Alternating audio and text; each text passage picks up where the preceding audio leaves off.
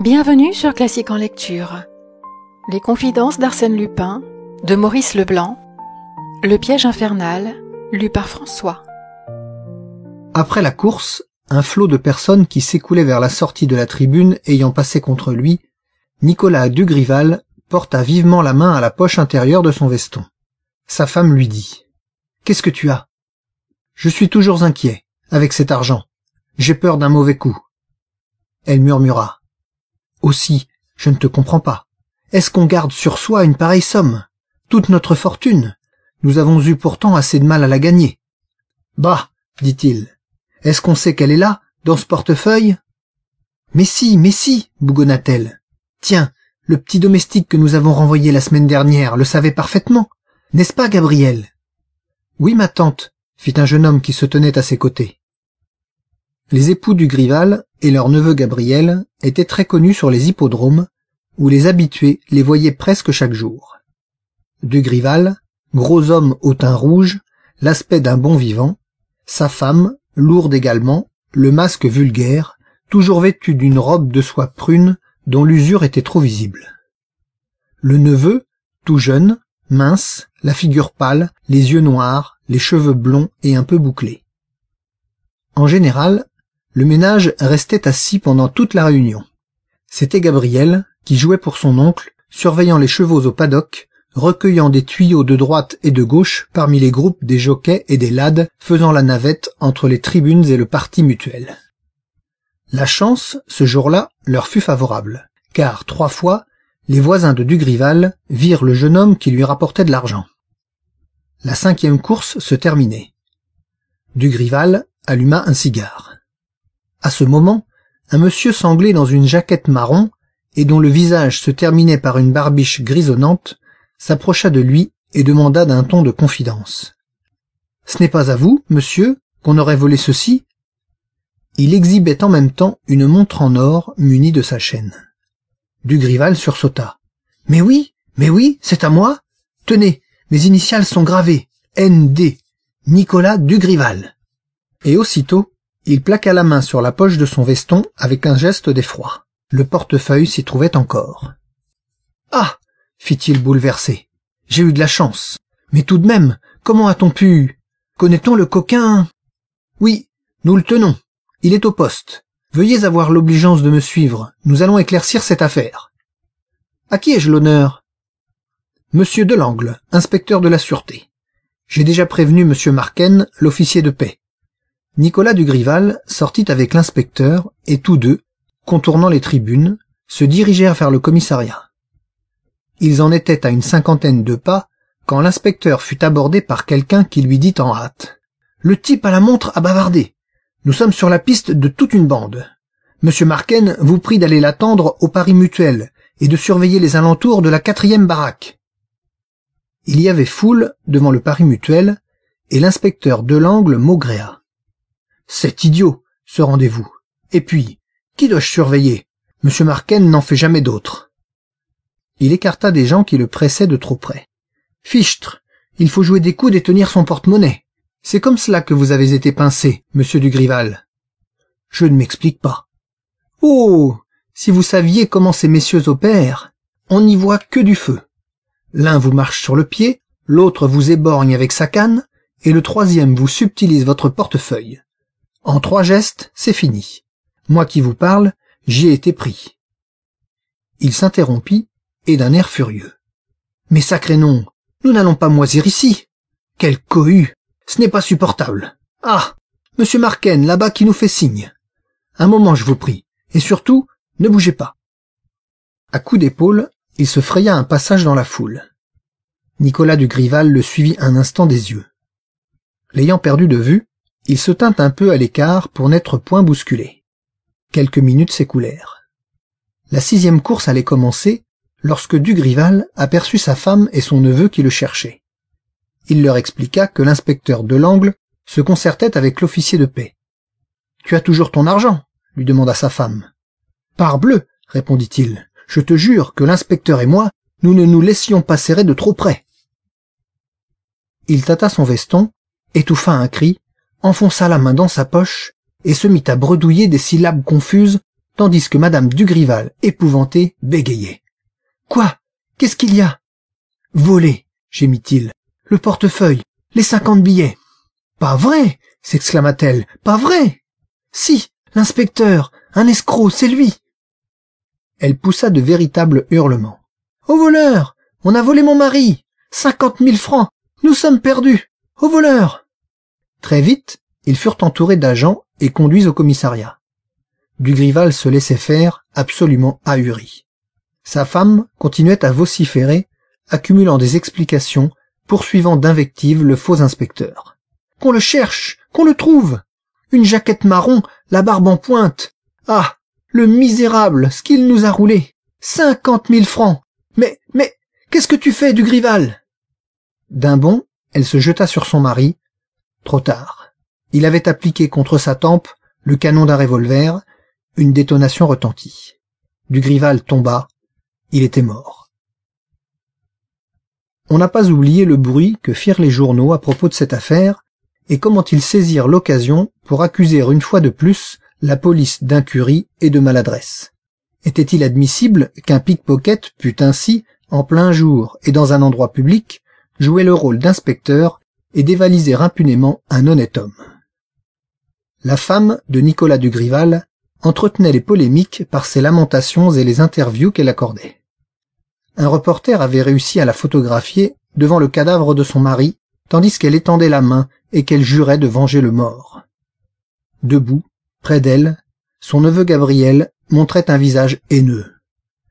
Lui aussi, en quelques mots prononcés à voix basse et d'un ton de décision farouche, avait fait le serment de poursuivre et d'atteindre le meurtrier. On dépeignait le modeste intérieur qu'ils occupaient aux Batignolles, et comme ils étaient dénués de toute ressource, un journal de sport ouvrit une souscription en leur faveur. Quant au mystérieux de l'Angle, il demeurait introuvable. 2 individus furent arrêtés, que l'on dut relâcher aussitôt. On se lança sur plusieurs pistes, immédiatement abandonnées. On mit en avant plusieurs noms, et finalement, on accusa Arsène Lupin, qui provoqua la fameuse dépêche du célèbre cambrioleur, dépêche envoyée de New York 6 jours après l'incident. Proteste avec indignation contre calomnie inventée par une police aux abois. Envoie mes condoléances aux malheureuses victimes et donne à mon banquier ordre nécessaire pour que 50 000 francs leur soient remis. Lupin. De fait, le lendemain même du jour où ce télégramme était publié, un inconnu sonnait à la porte de madame Dugrival et déposait une enveloppe entre ses mains. L'enveloppe contenait 50 billets de 1000 francs. Ce coup de théâtre n'était point fait pour apaiser les commentaires. Mais un autre événement se produisit qui suscita de nouveau une émotion considérable. 2 jours plus tard, les personnes qui habitaient la même maison que madame Dugrival et que Gabriel furent réveillées vers 4 heures du matin par des cris affreux. On se précipita. Le concierge réussit à ouvrir la porte. À la lueur d'une bougie dont un voisin s'était muni, il trouva dans sa chambre Gabriel, étendu, des liens aux poignets et aux chevilles, un bâillon sur la bouche, et dans la chambre voisine, madame Dugrival qui perdait tout son sang par une large blessure à la poitrine. Elle murmura « L'argent, on m'a volé, tous les billets !» et elle s'évanouit. Que s'était-il passé? Gabriel raconta, et dès qu'elle fut capable de parler, madame Dugrival compléta le récit de son neveu, qu'il avait été réveillé par l'agression de 2 hommes, dont l'un le bâillonnait, tandis que l'autre l'enveloppait de liens. Dans l'obscurité, il n'avait pu voir ces hommes, mais il avait entendu le bruit de la lutte que sa tante soutenait contre eux. Lutte effroyable, déclara madame Dugrival. Connaissant évidemment les lieux, guidés par on ne sait quelle intuition, les bandits s'étaient dirigés aussitôt vers le petit meuble qui renfermait l'argent, et malgré la résistance qu'elle avait opposée, malgré ses cris, faisaient main basse sur la liasse de billets. En partant, l'un d'eux, qu'elle mordait au bras, l'avait frappé d'un coup de couteau, puis il s'était enfui. « Par où ?»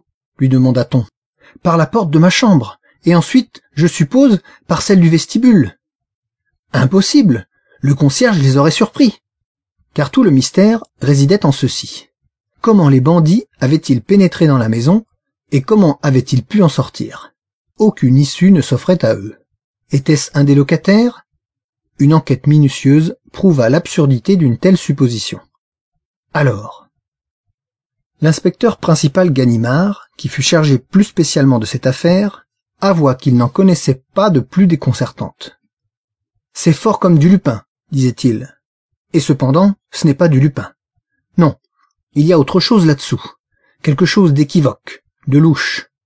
D'ailleurs, si c'était du Lupin, pourquoi aurait-il repris les 50 000 francs qu'il avait envoyés? Autre question qui m'embarrasse.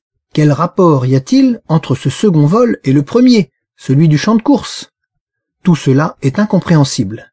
Et j'ai l'impression, ce qui m'arrive rarement, qu'il est inutile de chercher. Pour ma part, j'y renonce. Le juge d'instruction s'acharna. Les reporters unirent leurs efforts à ceux de la justice. Un célèbre détective anglais passa le détroit. Un riche Américain, auquel les histoires policières tournaient la tête, offrit une prime importante à quiconque apporterait un premier élément de vérité. 6 semaines après, on n'en savait pas davantage. Le public se rangeait à l'opinion de Ganimard et le juge d'instruction lui-même était là de se débattre dans les ténèbres que le temps ne pouvait qu'épaissir. Et la vie continua chez la veuve Dugrival. Soignée par son neveu, elle ne tarda pas à se remettre de sa blessure. Le matin, Gabriel l'installait dans un fauteuil de la salle à manger, près de la fenêtre, faisait le ménage, et se rendait ensuite aux provisions. Il préparait le déjeuner sans même accepter l'aide de la concierge. Excédés par les enquêtes de la police, et surtout par les demandes d'interview, la tante et le neveu ne recevaient personne.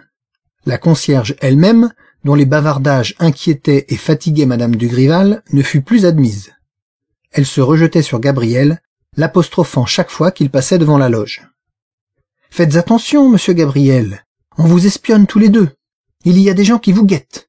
Tenez, encore hier soir, mon mari a surpris un type qui lorgnait vos fenêtres. »« Bah !» répondit Gabriel, « c'est la police qui nous garde.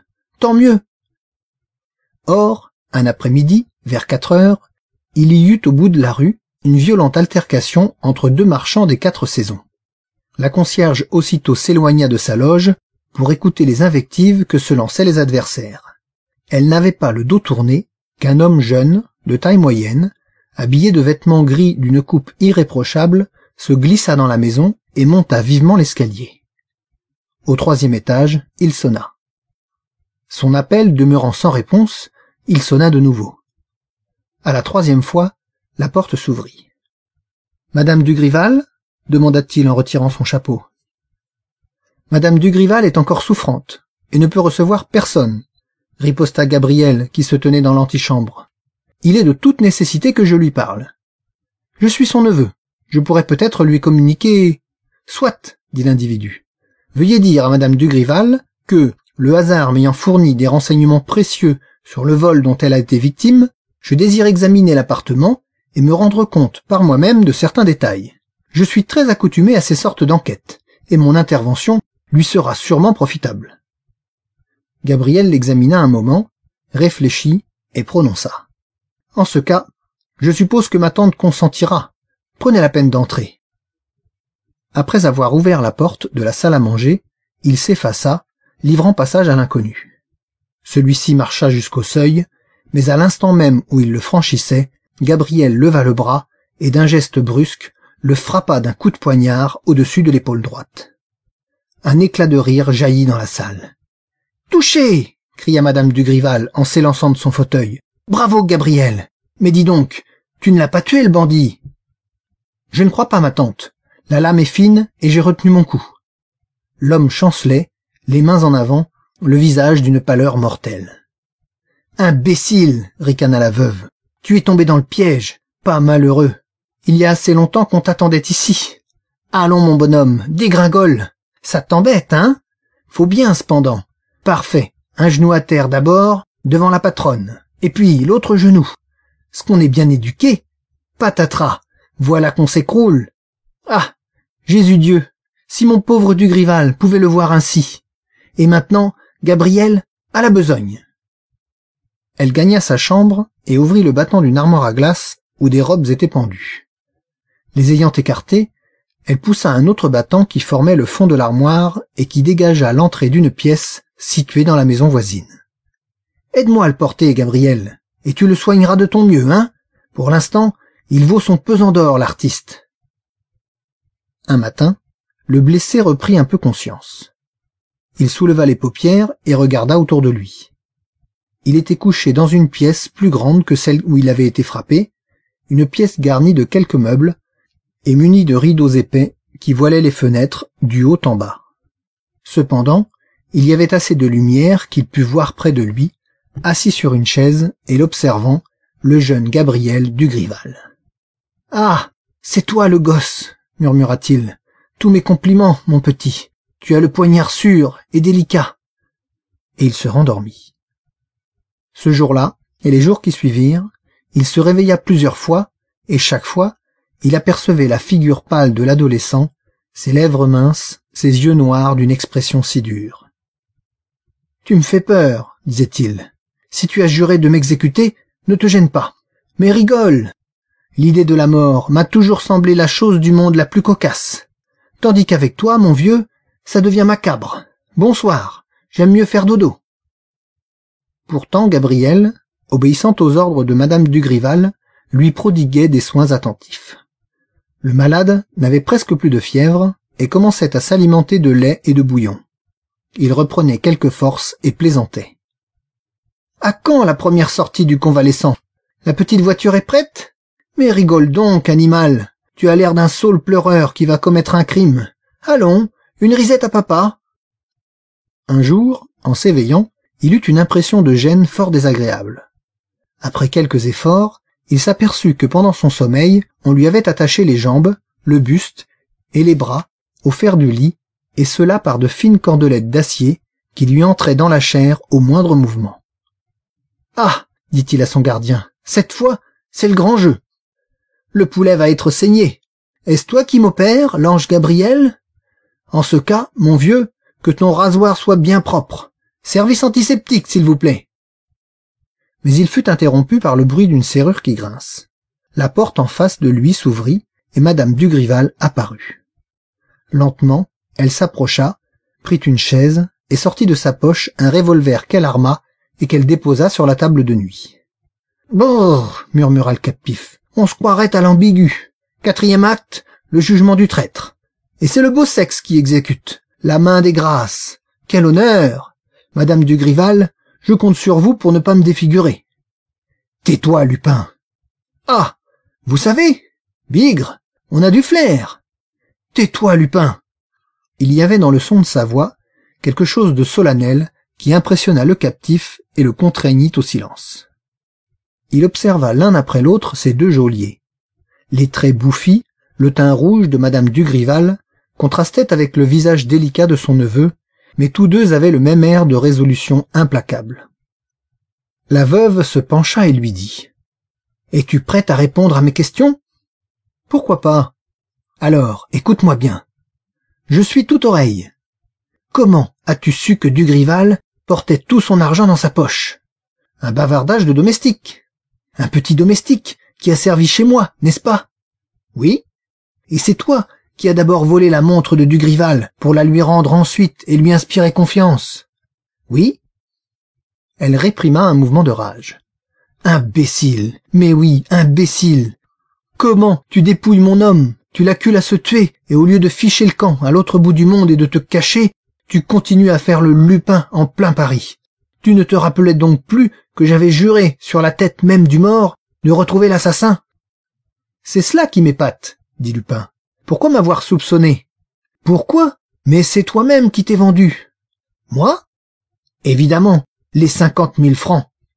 Eh bien, quoi, un cadeau ?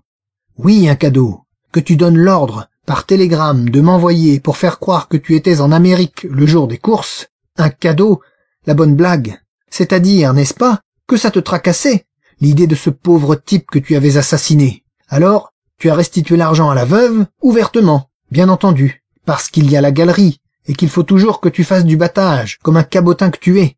À merveille. Seulement, mon bonhomme, dans ce cas, il ne fallait pas qu'on me remette les billets même volés à Dugrival. Oui, triple idiot, ceux-là même, et pas d'autres. Nous avions les numéros, Dugrival et moi, et tu es assez stupide pour m'adresser le paquet. Comprends-tu ta bêtise maintenant ? Lupin se mit à rire. La gaffe est gentille. Je n'en suis pas responsable. J'avais donné d'autres ordres, mais, tout de même, je ne peux m'en prendre qu'à moi. Hein? Tu l'avoues? C'était signer ton vol, et c'était signer ta perte aussi. Il n'y avait plus qu'à te trouver. À te trouver? Non, mieux que cela. On ne trouve pas Lupin, on le fait venir. Ça, c'est une idée de maître. Elle est de mon gosse de neveu, qui t'exècre autant que moi, si possible, et qui te connaît à fond par tous les livres qui ont été écrits sur toi. Il connaît ta curiosité, ton besoin d'intrigue, ta manie de chercher dans les ténèbres, et de débrouiller ce que les autres n'ont pas réussi à débrouiller. Il connaît aussi cette espèce de fausse bonté qui est la tienne, la sensiblerie bébête qui te fait verser des larmes de crocodile sur tes victimes. Et il a organisé la comédie, il a inventé l'histoire des 2 cambrioleurs, le second vol des 50 000 francs. Ah! Je te jure Dieu que le coup de couteau que je me suis fichu de mes propres mains ne m'a pas fait mal. Et je te jure Dieu que nous avons passé de jolis moments à t'attendre, le petit et moi, à lorgner tes complices qui rôdaient sous nos fenêtres et qui étudiaient la place. Et pas d'erreur, tu devais venir. Puisque tu avais rendu les 50 000 francs à la veuve Dugrival, il n'était pas possible que tu admettes que la veuve Dugrival soit dépouillée de ses 50 000 francs. Tu devais venir, par gloriole, par vanité, et tu es venu. La veuve eut un rire strident. Hein? Est-ce bien joué, cela? Le Lupin des Lupins, le maître des maîtres, l'inaccessible et l'invisible. Le voilà pris au piège par une femme et par un gamin. Le voilà en chair et en os. Le voilà pieds et poings liés, pas plus dangereux qu'une mauviette. Le voilà! Le voilà! Elle tremblait de joie et elle se mit à marcher à travers la chambre avec des allures de bête fauve qui ne lâche pas de l'œil sa victime. Et jamais Lupin n'avait senti dans un être plus de haine et de sauvagerie. « Assez bavardé !» dit-elle. Se contenant soudain, elle retourna près de lui, et sur un ton tout différent, la voix sourde, elle scanda. « Depuis 12 jours, Lupin, et grâce au papier qui se trouvait dans ta poche, j'ai mis le temps à profit. Je connais toutes tes affaires, toutes tes combinaisons, tous tes faux noms, toute l'organisation de ta bande, tous les logements que tu possèdes dans Paris et ailleurs. J'ai même visité l'un d'eux, le plus secret, celui où tu caches tes papiers, tes registres et l'histoire détaillée de tes opérations financières. Le résultat de mes recherches? Pas mauvais. Voici 4 chèques détachés de 4 carnets et qui correspondent à 4 comptes que tu as dans des banques sous 4 noms différents. Sur chacun d'eux, j'ai inscrit la somme de 10 000 francs. Davantage eût été périlleux. Maintenant, signe. Bigre, dit Lupin avec ironie, c'est tout bonnement du chantage. Honnête Madame Grival. Cela te suffoque, hein? Cela me suffoque. Et tu trouves l'adversaire à ta hauteur? L'adversaire me dépasse. Alors le piège, qualifions-le d'infernal, le piège infernal où je suis tombé ne fut pas tendu seulement par une veuve altérée de vengeance, mais aussi par une excellente industrielle désireuse d'augmenter ses capitaux. Justement, mes félicitations. Et j'y pense. Est-ce que par hasard, monsieur Dugrival? Tu l'as dit, Lupin. Après tout, pourquoi te le cacher? Ça soulagera ta conscience. Oui, Lupin, Dugrival travaillait dans la même partie que toi. Oh, pas en grand. Nous étions des modestes. Une pièce d'or de ci, de là, un porte-monnaie que Gabriel, dressé par nous, chipait aux courses de droite et de gauche. Et de la sorte, on avait fait sa petite fortune, de quoi planter des choux. J'aime mieux cela, dit Lupin. Tant mieux. Si je t'en parle, moi, c'est pour que tu saches bien que je ne suis pas une débutante, et que tu n'as rien à espérer. Un secours? Non. L'appartement où nous sommes communique avec ma chambre. Il y a une sortie particulière, et personne ne s'en doute. C'était l'appartement spécial de Dugrival. Il y recevait ses amis. Il y avait ses instruments de travail, ses déguisements, son téléphone même, comme tu peux voir. Donc, rien à espérer. Tes complices ont renoncé à te chercher par là. Je les ai lancés sur une autre piste. Tu es bien fichu. Commences-tu à comprendre la situation? Oui. Alors, signe. Et quand j'aurai signé, je serai libre? Il faut que je touche d'abord. Et après? Après, sur mon âme, sur mon salut éternel, tu seras libre. Je manque de confiance. C'est vrai. Donne. Elle détacha la main droite de Lupin et lui présenta une plume en disant « N'oublie pas que les 4 chèques portent 4 noms différents et que chaque fois, l'écriture change. Ne crains rien. » Il signa. « Gabriel, » ajouta la veuve, « il est 10 heures. Si à midi je ne suis pas là, c'est que ce misérable m'aura joué un tour de sa façon. Alors, casse-lui la tête. Je te laisse le revolver avec lequel ton oncle s'est tué. Sur 6 balles, il en reste 5. Ça suffit. » Elle partit en chantonnant. Il y eut un assez long silence, et Lupin marmotta. « Je ne donnerai pas 2 sous de ma peau. » Il ferma les yeux un instant, puis brusquement dit à Gabriel. « Combien ?» Et comme l'autre ne semblait pas entendre, il s'irrita. « Eh, oui, combien? Réponds, quoi. Nous avons tous le même métier, tous deux. Je vole, tu voles, nous volons. Alors, on est fait pour s'accorder, hein? Ça va? Nous décampons? Je t'offre une place dans ma bande, une place de luxe. Combien veux-tu pour toi? 10 000? 20 000? Fixe ton prix et n'y regarde pas. Le coffre est plein. » Il eut un frisson de colère en voyant le visage impassible de son gardien. « Ah, il ne répondra même pas. Voyons quoi, tu l'aimais tant que ça, le Dugrival? Écoute, si tu veux me délivrer, allons, réponds. » Mais il s'interrompit.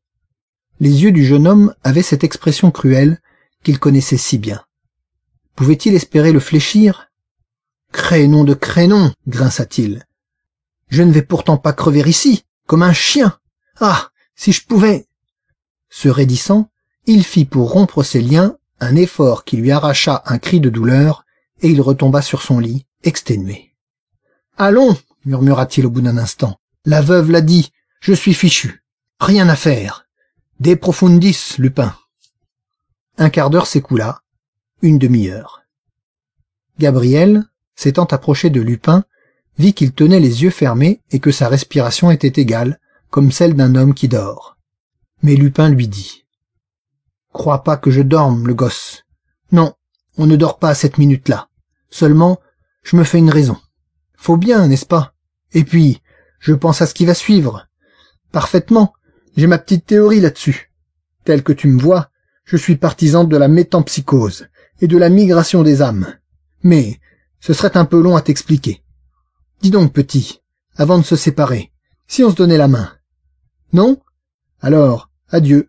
Bonne santé et longue vie, Gabriel. » Il baissa les paupières, se tut et ne bougea plus jusqu'à l'arrivée de Madame Dugrival. La veuve entra vivement, un peu avant midi. Elle semblait très surexcitée. « J'ai l'argent, » dit-elle à son neveu. « File, je te rejoins dans l'auto qui est en bas. Mais pas besoin de toi pour en finir avec lui. Je m'en charge à moi toute seule. Pourtant, si le cœur t'en dit de voir la grimace d'un coquin, passe-moi l'instrument. » Gabriel lui donna le revolver, et la veuve reprit. « Tu as bien brûlé nos papiers. »« Oui. »« Allons-y. Et sitôt son compte réglé, au galop. Les coups de feu peuvent attirer les voisins. Il faut qu'on trouve les 2 appartements vides. » Elle s'avança vers le lit. « Tu es prêt, Lupin ? » « C'est-à-dire que je brûle d'impatience. Tu n'as pas de recommandation à me faire ? » ?»« Aucune. »« Alors, un mot cependant. Parle. Si je rencontre Dugrival dans l'autre monde, qu'est-ce qu'il faut que je lui dise de ta part ?» Elle haussa les épaules et appliqua le canon du revolver sur la tempe de Lupin. « Parfait, dit-il. Et surtout ne tremblez pas, ma bonne dame. Je vous jure que cela ne vous fera aucun mal. Vous y êtes, au commandement, n'est-ce pas? 1, 2, 3... » La veuve appuya sur la détente. Une détonation retentit. « C'est ça, la mort ?» dit Lupin. « Bizarre. J'aurais cru que c'était plus différent de la vie. » Il y eut une seconde détonation. Gabriel arracha l'arme des mains de sa tante et l'examina. « Ah !» fit-il. « On a enlevé les balles. Il ne reste plus que les capsules. » Sa tante et lui demeurèrent un instant immobiles, confondus. « Est-ce possible ?» balbutia-t-elle. « Qui aurait pu? Un inspecteur? Le juge d'instruction ?» Elle s'arrêta, et d'une voix étranglée. « Écoute, du bruit !» Ils écoutèrent, et la veuve alla jusqu'au vestibule. Elle revint, furieuse, exaspérée par l'échec et par la crainte qu'elle avait eue. « Personne. Les voisins doivent être sortis, nous avons le temps. Ah, Lupin, tu riais déjà. Le couteau, Gabriel. Il est dans ma chambre. Va le chercher. Gabriel s'éloigna en hâte. La veuve trépignait de rage. Je l'ai juré. Tu y passeras, mon bonhomme. Je l'ai juré à Dugrival. Et chaque matin, et chaque soir, je refais le serment. Je le refais à genoux. Oui, à genoux devant Dieu qui m'écoute. C'est mon droit de venger le mort.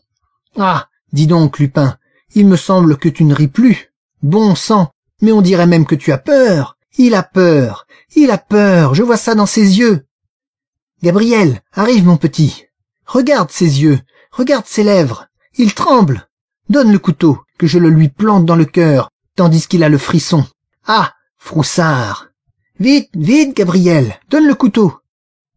Impossible de le trouver, déclara le jeune homme qui revenait en courant, tout effaré. Il a disparu de ma chambre, je n'y comprends rien. Tant mieux, cria la veuve Dugrival à moitié folle. Tant mieux, je ferai la besogne moi-même. Elle saisit Lupin à la gorge et l'étreignit de ses 10 doigts crispés à pleine main, à pleine griffe, et elle se mit à serrer désespérément. Lupin eut un râle et s'abandonna. Il était perdu. Brusquement, un fracas du côté de la fenêtre. Une des vitres avait sauté en éclats. « Quoi? Qu'y a-t-il » bégaya la veuve en se relevant bouleversée.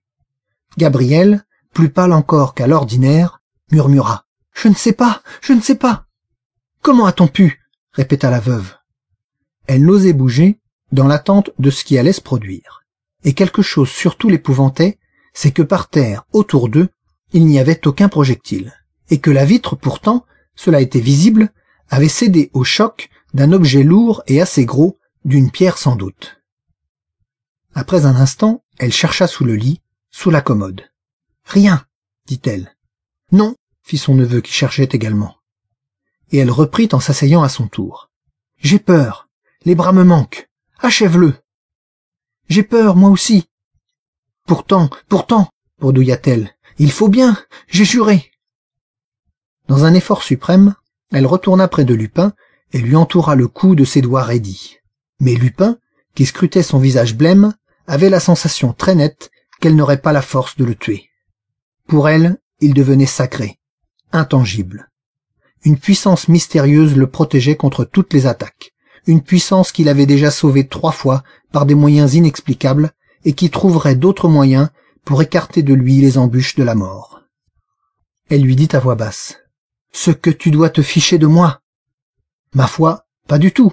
À ta place, j'aurais une venette. »« Fripouille, va. Tu t'imagines qu'on te secourt, que tes amis sont là, hein? Impossible, mon bonhomme. »« Je le sais. Ce n'est pas eux qui me défendent. Personne même ne me défend. »« Alors tout de même, il y a quelque chose d'étrange là-dessous, de fantastique, de miraculeux, qui te donne la chair de poule, ma bonne femme. Misérable, tu ne riras plus bientôt. Ça m'étonnerait. Patiente. » Elle réfléchit encore et dit à son neveu.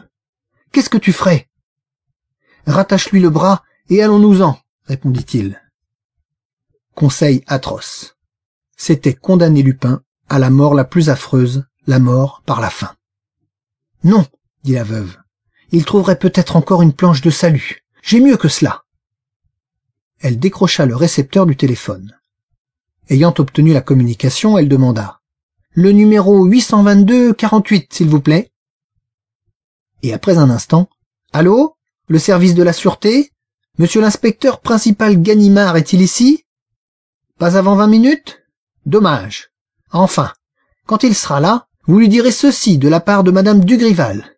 Oui, madame Nicolas Dugrival. Vous lui direz qu'il vienne chez moi. Il ouvrira la porte de mon armoire à glace, et cette porte ouverte, il constatera que l'armoire cache une issue, qui fait communiquer ma chambre avec 2 pièces.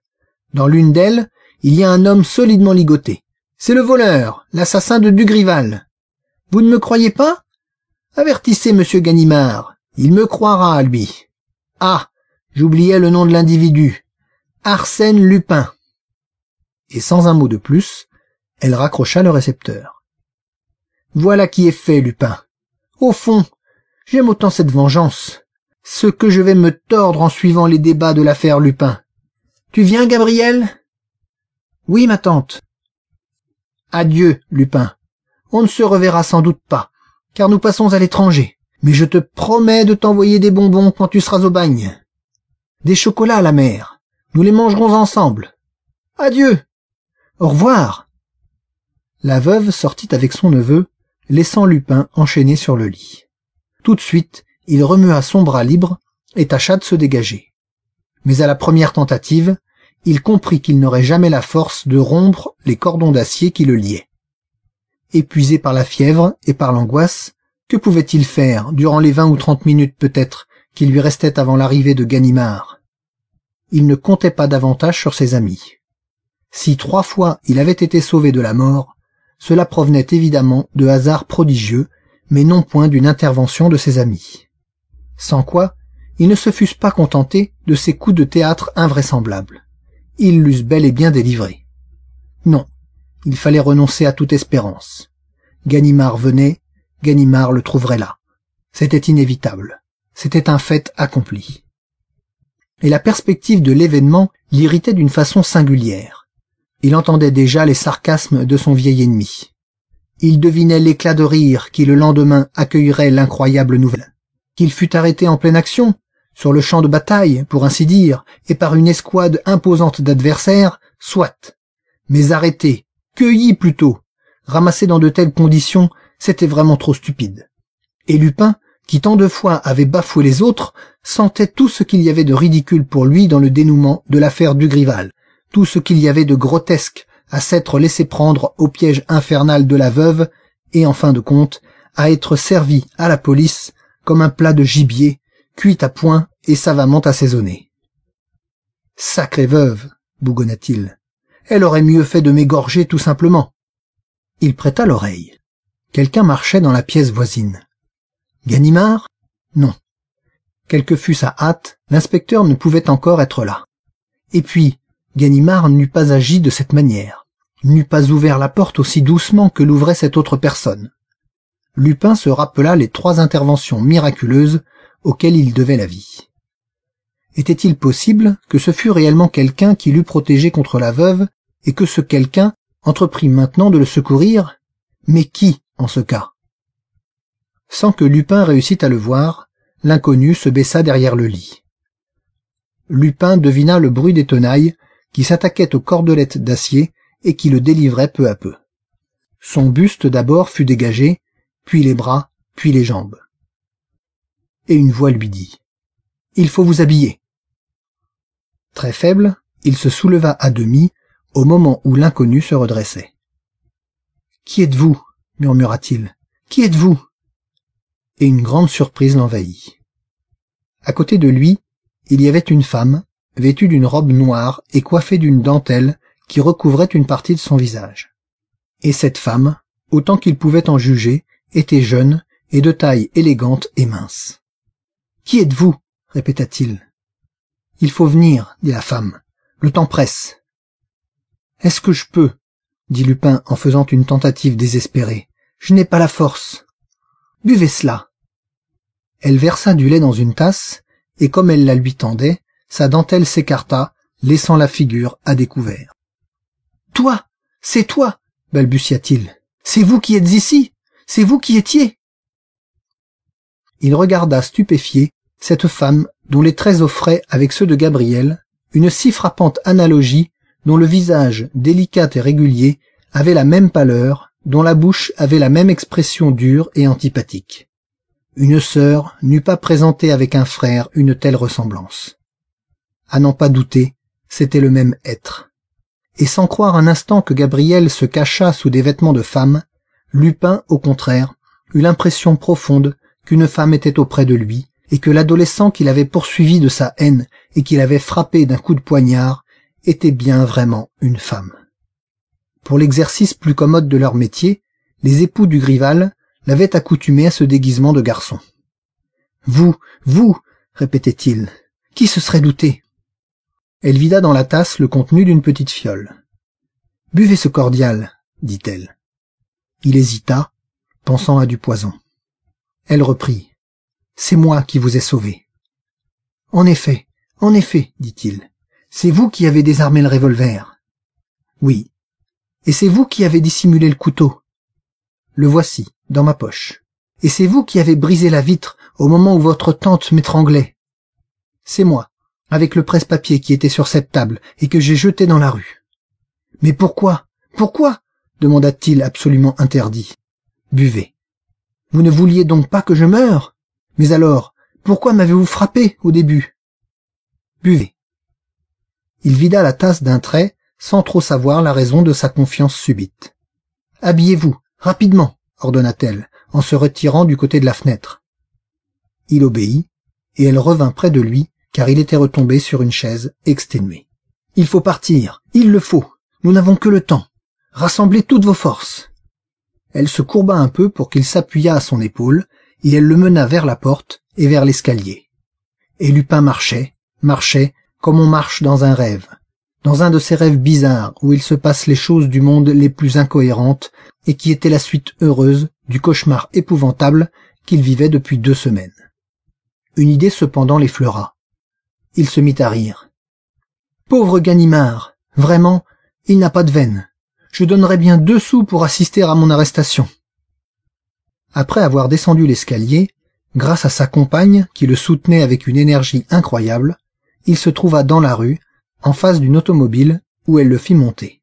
« Allez !» dit-elle au chauffeur. Lupin, que le grand air et le mouvement étourdissaient, se rendit à peine compte du trajet et des incidents qui le marquaient. Il reprit toute sa connaissance chez lui, dans un des domiciles qu'il occupait, et gardé par un de ses domestiques auxquels la jeune femme donnait des instructions. « Va-t'en !» dit-elle au domestique. Et comme elle s'éloignait également, il la retint par un pli de sa robe. « Non, non, il faut m'expliquer d'abord. Pourquoi m'avez-vous sauvé? C'est à l'insu de votre tante que vous êtes revenu.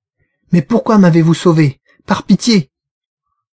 Elle se taisait, et le buste droit, la tête un peu renversée, elle conservait cet air énigmatique et dur. Pourtant, il crut voir que le dessin de sa bouche offrait moins de cruauté que d'amertume. Ses yeux, ses beaux yeux noirs, révélaient de la mélancolie. Et Lupin, sans comprendre encore, avait l'intuition confuse de ce qui se passait en elle. Il lui saisit la main. Elle le repoussa, en un sursaut de révolte où il sentait de la haine, presque de la répulsion. Et comme il insistait, elle s'écria. « Mais laissez-moi, laissez-moi, vous ne savez donc pas que je vous exècre !» Ils se regardèrent un moment, Lupin déconcerté, elle frémissante et pleine de trouble, son pâle visage tout coloré d'une rougeur insolite. Il lui dit doucement. « Si vous m'exécrez, il fallait me laisser mourir. C'était facile. Pourquoi ne l'avez-vous pas fait? »« Pourquoi? Pourquoi? Est-ce que je sais ?» Sa figure se contractait. Vivement, elle la cacha dans ses 2 mains, et il vit 2 larmes qui coulaient entre ses doigts. Très ému, il fut sur le point de lui dire des mots affectueux, comme à une petite fille qu'on veut consoler, et de lui donner de bons conseils, et de la sauver à son tour, de l'arracher à la vie mauvaise qu'elle menait.